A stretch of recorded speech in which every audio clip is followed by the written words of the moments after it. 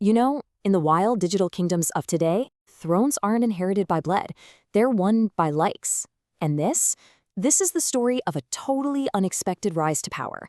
It's the tale of how one man, armed with nothing more than a smartphone and a security guard's uniform, managed to conquer the most chaotic kingdom of them all, Jamaican TikTok.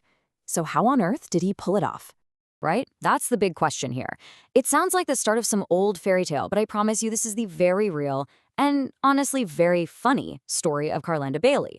How do you actually go from guarding a quiet plaza to basically ruling a whole social media platform? Well, it all starts right here, not with some grand prophecy or a master plan, but with pure, soul-crushing boredom. In his own words, Mean has nightmare about the location, really boring. So while we're talking about kings and thrones, our hero was really just a guy trying not to fall asleep on the night shift. And that's the super relatable, humble beginning of his entire reign. All right, so to really understand the king, you gotta understand the man first. Let's rewind the clock back to a time before the followers, before the fame, and definitely before he took on the name that would make him a star, Bad Seki. So this is him, Carlando Bailey. He'd moved from the country and ended up in security work. Not because it was some lifelong dream, but because, it was a job. A job he found so painfully dull, as we just heard, that it was literally giving him nightmares. He was just sitting at his post, watching the world go by, with absolutely no idea he was about to build an empire from that very spot. Now, to get how his boredom blew up into massive fame, we need to zoom out for a second and look at the world he was about to stumble into. Because Carlando wasn't just posting funny videos, he was stepping onto a battlefield that has its own rules, its own currency, and its own ruthless logic. And it's called the attention economy. And here's the deal with the attention economy. It's a system where your time and your focus are the prize. Social media platforms are basically built to reward whatever keeps you scrolling the longest. And a lot of the time, that's not the most polished or perfect content. It's the rawest, the funniest, the most real stuff that wins. And what's really interesting is why people are even playing this game. I mean, for the vast majority of creators in Jamaica, this is not just a hobby. A whopping 63% say monetization, making money, is a huge reason they do it. It's a business. Sure, fame is nice, but turning all those views into actual cash, that's the real end goal. So here's the bottom line. To win, you have to feed the algorithm, that all-powerful gatekeeper, content that gets a reaction.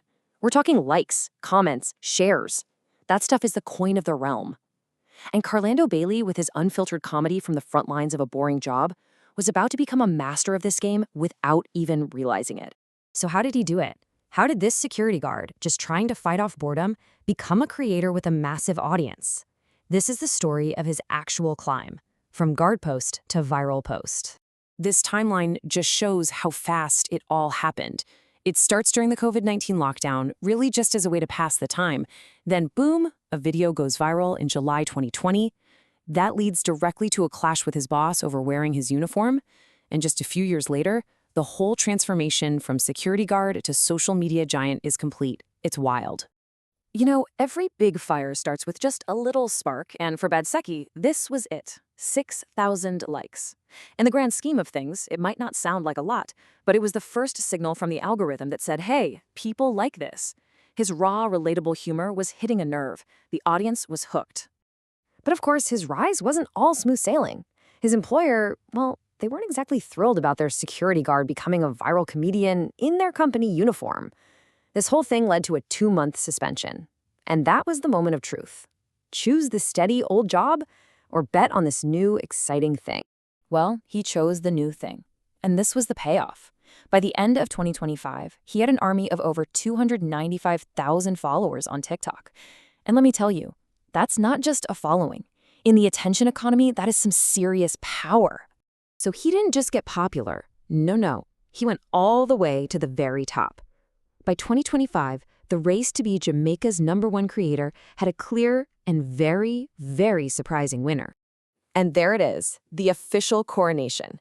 The Jamaica Observer, one of the country's major newspapers, made it official. The security guard from Portland was now, by their count, the #1 social media personality in the entire country. Just let that sink in. But here's what makes this even crazier. He wasn't just working in a vacuum. I mean, look at the field he beat out. We're talking established stars like Candy, the absolute master of Jamaican slang, the hilarious comedian Julie Mango, and even his future rival, the character Ganja Claus. To end up at #1 against that level of talent, that's just monumental. So how did he lock in that top spot? With an absolute stroke of genius, a viral mock election. He created his own fictional political party and went head-to-head with his rival, Ganja Claus. It was all a joke, of course, but it completely captured the country's attention. It blurred the line between online humor and real life so well that it actually ended with him getting an invitation to meet the real prime minister.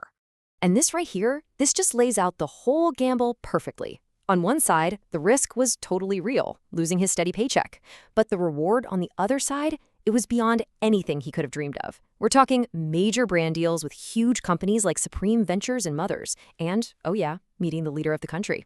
He bet on himself, and man, did it pay off.